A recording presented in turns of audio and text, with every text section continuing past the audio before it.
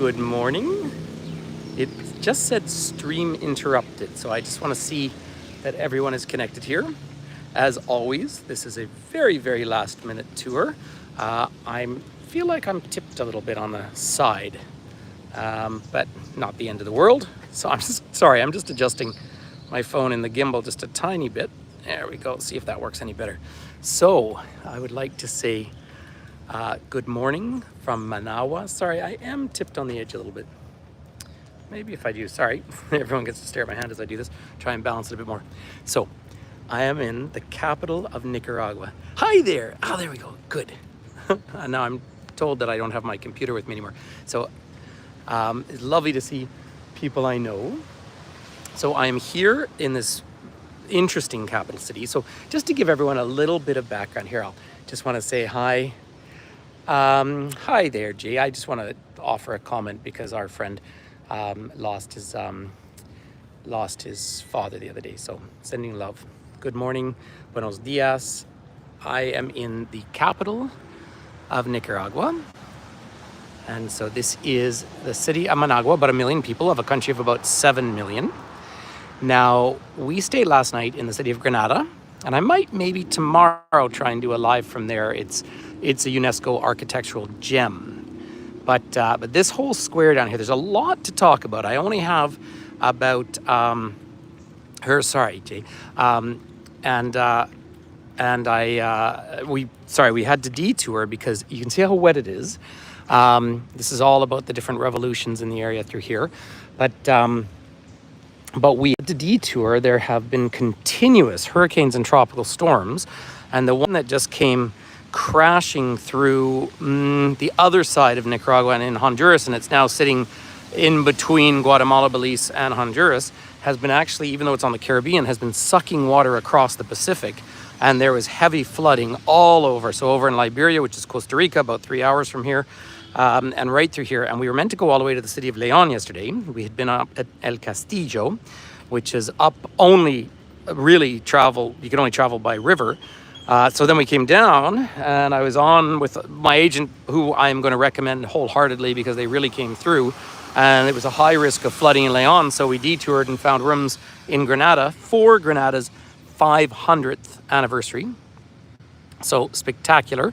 But here I am in the city of Managua, so the capital. Now, where I'm going to walk around the main square. Managua, of course, was the heart and soul. Nicaragua was considered the breadbasket of Central America in a colonial sense. I did see last night a whole bunch of clothing that's pre-Columbian designs, which is really cool, because obviously indigenous populations living here for thousands and thousands of years. But out in front of us, in the distance, hey, nice to see some friends of mine. I do want to give a quick shout out to my friend Paula from Ireland, who is way up, I think, at the top of Norway right now. Paula, it's freezing cold here too. It's probably only 26 degrees Celsius. But out in the distance, I don't know if I have time to make it out there, but that is Lake Managua. And so we're between Lake Nicaragua and Lake Managua. So of the 7 million people in this country, 85% of them live between Granada and León or Chinandega. You're up in Hammerfest. You are literally so far north of the Arctic Circle. So Paula will be with us in Mexico when we're in January, but how incredible. But see all these trees. So these trees were all put up, well, before the pandemic, because I've seen them before. And these were put up by the vice president of Nicaragua, who also happens to be Daniel Ortega's wife. Daniel Ortega, of course, was the leader of the Sandinistas, and the whole square we talk about is about Sandino. So a Sandinista was a revolutionary, and the black and the red and black flag you see down the middle, that's the Sandinista flag, and the blue and white one is the national flag. But this main square, so the capital became Managua. León was the early capital, and it had an earthquake which destroyed it. This is the land of volcanoes and lakes. And in fact, we're going to go up to a crater that I used to zip line over, but that's unfortunately closed since the pandemic. But this is all these trees. But in 1972, when the Somoza family had been in power for 50 years, horrible dictatorship. In fact, I have to go back and, hi there, everyone. I have to go back and try and explain this even more, and I won't be able to in a short period of time. Let me just get a little closer to the lake, and then I'll come back.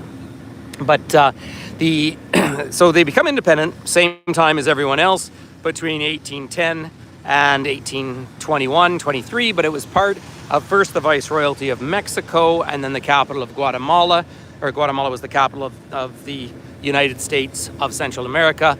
And then by about 1834 or 1838, Nicaragua becomes independent. Here's the National Theater right here. By the way, big boxing tradition. Just mentioned that because I put up a picture earlier. But then the United States comes back in 1909 and invades this country. Now you had the banana republics. Costa Rica was one, Honduras. That was all United Fruit Company. Treat yourself and read about that and then feel awful about it. They owned at one point 86% of the territory of Guatemala. But the US comes in here and invades Nicaragua, the military, because, very specifically, remember, the canal in Panama is not finished till 1914. It was the route, the San Juan River that I was on the other day, was the main route for people to cross over because it's flatter. They could sail up the San Juan River and then they would cross Lake Nicaragua, and then cross that little isthmus of land, and boom, they're in the Pacific. That became famous during the California Gold Rush. Right?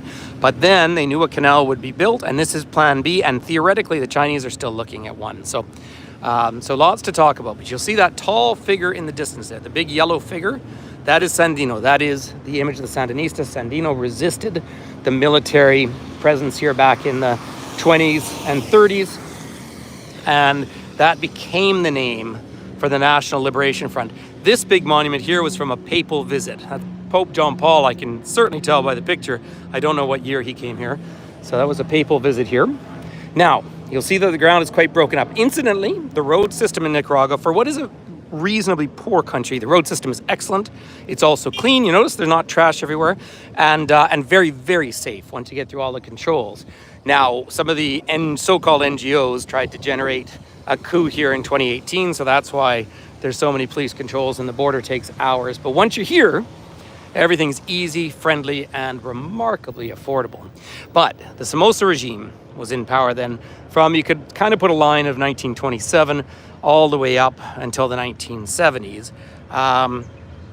And they were just a horrible, oppressive regime, really a puppet regime, but just absolute crooks. And in 1972, this city was effectively destroyed by a massive earthquake, massive. Money came flooding in because it was that tragic. I mean, there was just widespread death and everything. But rather than pumping that money through to the people, the Somoza family actually just stole it. And that just collapsed any support for the regime, even from people who would support it.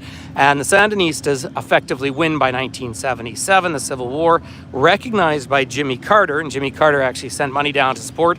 But then Reagan comes to power, of course, in 1980, and this becomes the center of the Cold War because, of course, it felt like Cuba on the mainland and communism and so forth. And the Sandinistas were very much a left-wing movement, and they were getting support from Cuba and from the Soviets. So it's not that that wasn't happening, but that became a real center. That led up, of course, to the Contras being financed, the Iran-Contra scandal, Oliver North, all that sort of history. And they go through and start and generate a continuous, horrible, vicious war here. That caused most of the middle class to leave and move, well, primarily the United States. So most of the money of this country left at that point. And that battle went back and forth. Hi, Diane. That battle went back and forth for years. You might remember in 1987, Chamorro, the woman, won the election here, supported by the West, by the United States. They actually spent more money on her election than on George Bush Sr.'s election. They spent more money on that election to have the Sandinistas lose than they spent than the entire gross domestic product of this country. We were doing a little comparison on the bus yesterday, or the day before. So I looked at Minneapolis, St. Paul, just because I have a bunch of people from Minneapolis. I'm being silly, Minnesota. A bunch of people from Minnesota on this trip. And so the gross domestic product of Minneapolis, St. Paul, just that economic zone, 3.5 million people, is about $270 billion. This entire country is 7 million people. The gross domestic product is about 17 billion. Just to put in some perspective. All that noted, this country is lush, food is abundant, and their infrastructure generally works. When the Sandinistas did come to power, they spent an absolute fortune on building rural education centers. and rural hospitals. So they have a good long life expectancy. But of the 7 million here, there's at least 1 million Nicaraguans working outside of Nicaragua, probably close to 2 million. The largest group are over in Costa Rica, of course, but also up in the States and Canada and so forth. I mean, I know lots of people of Nicaraguan roots, but it's just, people are scared to come here at first because of all the history of war. Yet once you're here, like my wallet's in my back pocket right now, everyone, puts it in some perspective. So this is a monument from those battles back in the 1930s. Now this was the whole government center of Managua.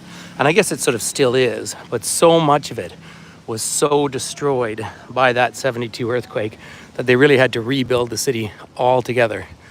So this is a national monument here, but all of the plaques around, and I have this really lovely fellow on our trip who's just finished his Master's of Politics, and he knows so many of these characters. In fact, if you look in the distance, there's a rotunda over there, and that's my group wandering along, having a walking tour with Marvin, who's a local guide, and he's actually a school teacher most of his time. Really nice man. And so it's great fun, but I'll come around to the big square. So once again, you're seeing the Sandinista flags, and you're seeing those blue and white Nicaraguan flags. So it's heavy, humid, deep tropical. Yesterday we were meant to drive through Managua to get to Leon, and we couldn't do it because, well, we didn't risk it because we're really down in a bowl here. And so when things flood, it kind of takes over the whole area. Oh, look at that. They have some public art here. I guess they're mariposas, butterflies. Yeah, almost looks more like a moth to me. Isn't that gorgeous? So they've really done, I think, a fabulous job with public art here. But if you do go along and look at all these different plaques around, it's talking about the Sandinista uprising. You know, when I've been here in the past, I've seen signs talking about Christian and socialist. I haven't seen them as much this time. The road infrastructure is very good. It's a breeze to travel in this country on the proviso that you're very careful where you walk. A place that has earthquakes all the time has quite uneven infrastructure, but it's easy getting around. So this is the Parque Central. I'll just go around the other side, give you a quick little photo of that, and then we'll walk and catch up with my group. Well, there they are, all standing out there. There's nice to see everybody. There's my buddy Jerry. I've got, I actually had, so the group was only 13. It was meant to be about 20, but we literally couldn't get rooms in half of the national parks in Costa Rica. So I had to drop the size of the group. It just means I'll have to run another one here. So there's Parque Central, acá in Nicaragua. So let me go around, everyone, and I'll take you out to the main square. So up in the hills, we've got the big lake behind me. And then up on that hill there is a crater. And that's where I used to zip line over it. But that is unfortunately closed down. It really is a shame, too. It was such a fun thing to do in a capital city. So like I say, about 1 million people here. Once we leave here, we're going to go to the Masaya volcano, and that is active.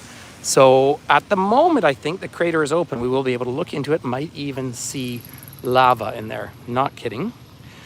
So there's Sandino himself. And they're talking about all the heroes. Agosto se Sandino al firmar el convenio de paz, 1933. But then he was eventually killed. But they had people come over from Dominican Republic, from Colombia, from Cuba, all the revolutionaries who fought, but they tried to set up a cooperative system. And of course they were resisted. And it ended up being effectively, not even effectively, it was a dictatorship for decades. Now, there's lots to talk about with the current government, which I don't think I'll do walking down the street here. But I was very interesting the last couple of days when I have been up the San Juan River, and the fellow who owned the hotel, I did a quick little Facebook video with him, lovely guy. And I was actually asking him, we're on the boat alone. Oh, this beautiful cat down here. But I was asking him about, corruption. Hey, Paula, big hugs to you. Have a wonderful time in Hammerfest, and please post as many photos as you can, because I have never been all the way up there. And so I'm happy to be here, but I'm sure jealous of where you are too. Not jealous, I'm living vicariously. So it's, hi, Gar. So here we are down, there's the Palacio Nacional, that's the government building. But talking to this gentleman who owned the businesses, I said, do you have to I'd like, what's the corruption like? He's like, no, he's not paying off government officials or anything. So really neat to see. So that, and you get a sense that things are developing. Now, obviously during the pandemic, they were just closed down totally. So look at that. So there's the ruined cathedral from that 1972 earthquake. But it says, La paz es nuestra victoria. Peace is our victory. Seems pretty fair. And then this very, very peculiar thing that you see all over the world, and there's talks about this. All of the Christmas images that they have, of course, are all where I live, right? Like there's a horse-drawn, or whatever, a sled. They are, yeah, but a sled drawn by caribou. I mean, that's where I live, right? No one living here has ever seen snow. I always think it's such a peculiar thing. But yeah, the ruined cathedral, though, is really something to see, and a reminder of both horrific dictatorship corruption, but also these massive earthquakes in a land like this. But here we are, there, Palacio Nacional, República de Nicaragua. And so it has a very kind of Masonic feeling triangle, a bit like on the US dollar note, but it's actually the lake and volcanoes. So it is beautiful. So avanzamos en la revolución. That's Daniel Ortega, a lot younger. And then over there is, no, it's him signing underneath, excuse me, and then Sandino itself. And we're getting it done, it says. So you can decide how much you like that kind of promotion. It's always a factor of populist left-wing states. That said, I've been traveling here now since my first time was probably 2015. Now I haven't been back since the pandemic, and I was worried that a lot had closed down because I'd heard that, but actually I'm finding everything to be just doing, fine. So it's nice to see. So that's the La Casa de los Pueblos, the House of the People. So that'll be like central documents, but isn't it neat to see?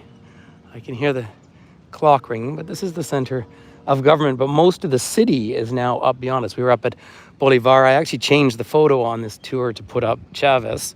And of course, close relationship with Venezuela, but that's all. Venezuela, of course, is tragic. And we did see the other day after we spent 2 hours getting across the border, and it's quite nerve-wracking for people who haven't traveled in places where that happens.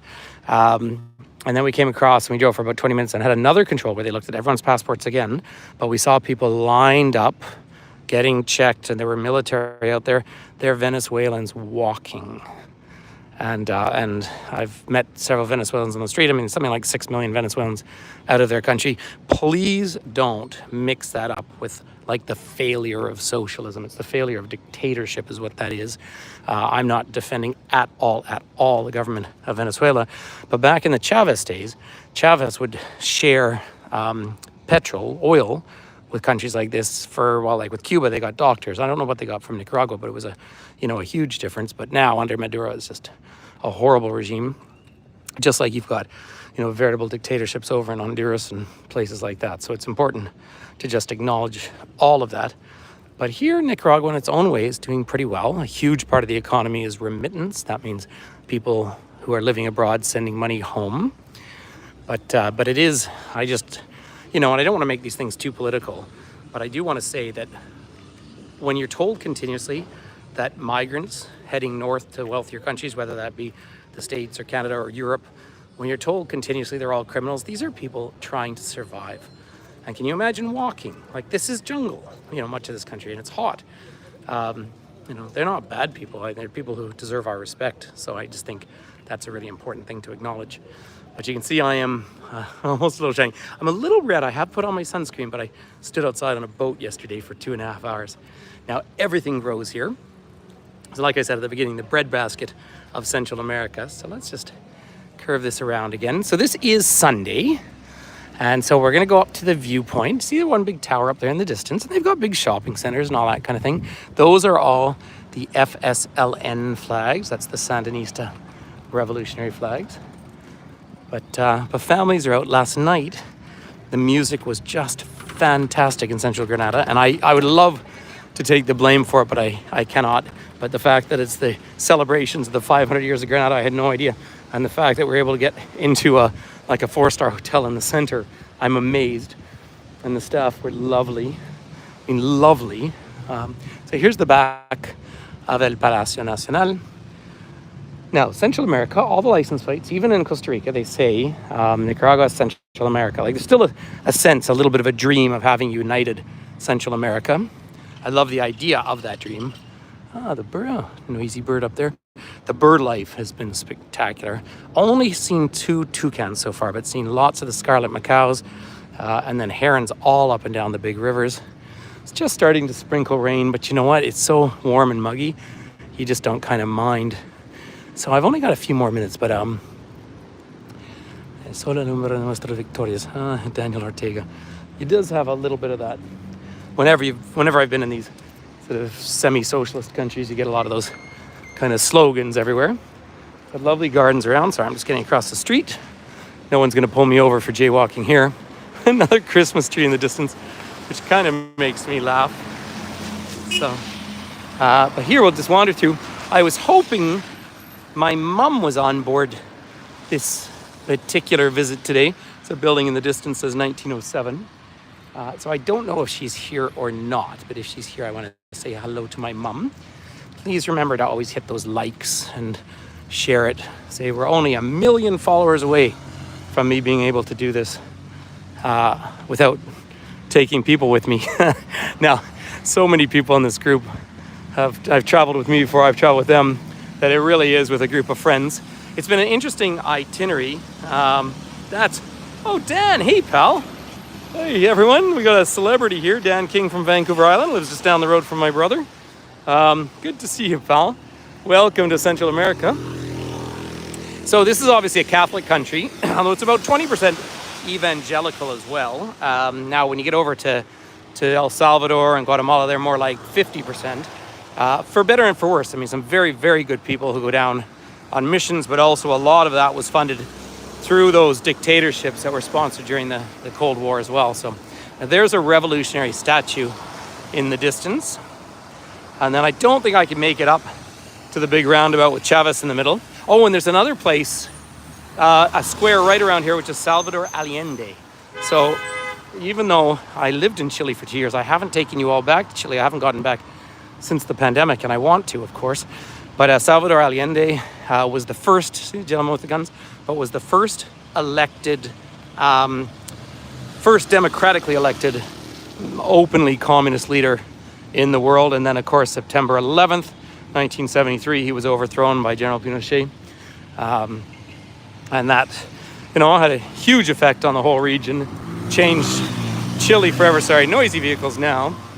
So there's another park. Luis Alonso, Pascales Flores. So this is the main street. So Bolivar Street, and of course anywhere in Latin America you hear about Simon Bolivar, who was a Venezuelan, and he was the person who led the main uprisings along with San Martin down to the south. That of course led to the independence of just about every country. There's the main square. This is the first time I've ever been here when it's raining. But okay, big hugs. Thank you very much for coming along and for everyone's support. Karen's here. There you go. So there's a very revolutionary. Okay, so los obreros y campesinos irán hasta el fin. Okay, only the workers and the peasants fight until the end. Very interesting. So you get those sort of slogans, and there's fellows with their guns out there. But it's nice to have everyone here.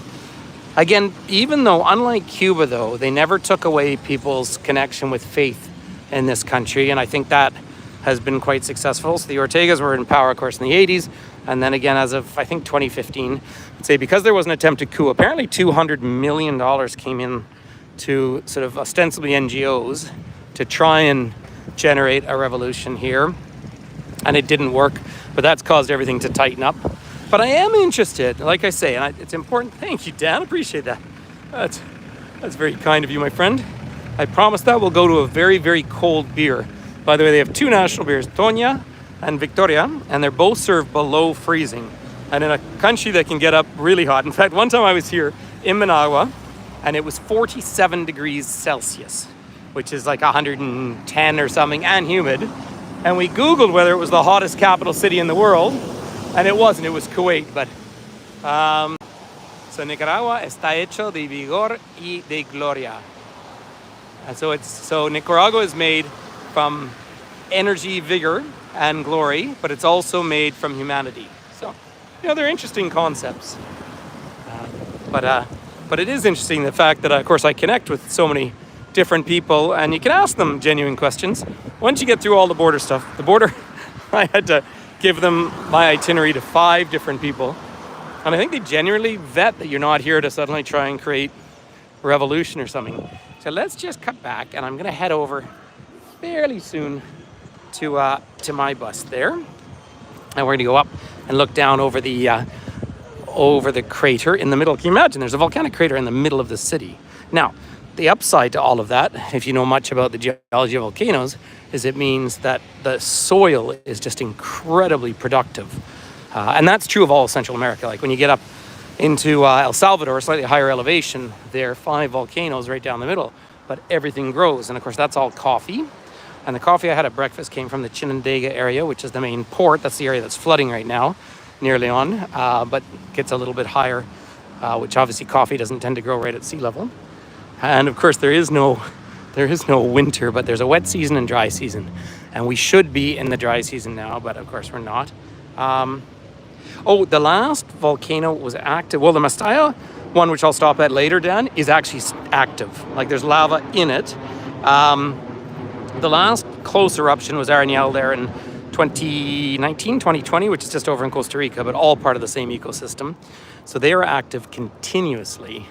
So yeah, there's a lot happening from that point of view. And then earthquakes all the time as well, because the ground moves. That said, for the most part, they're just little shakes. I do have one of those earthquake apps on my phone where I'm able to see how many earthquakes have happened in the last little while. By the way, on the Pacific side, if you go off the coast, there's very little in the way of islands. If you go off the Caribbean side, here's a fun quiz question. The closest country to Nicaragua that's not touching it is actually Colombia. There's one tiny little island that belongs to Colombia, and it's a holiday resort, which is interesting.